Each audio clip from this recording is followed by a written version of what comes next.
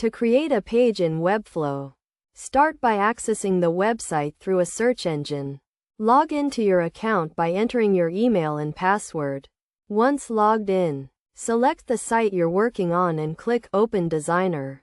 This will open a page with various options on the left side, including Add Elements, Pages, Navigator, Components, Styles, and CMS to add a page.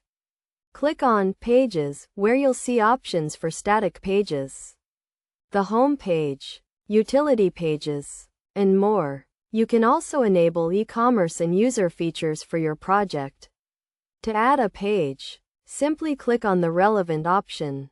Additionally, you can manage page and folder settings, including password protection, by using the corresponding features.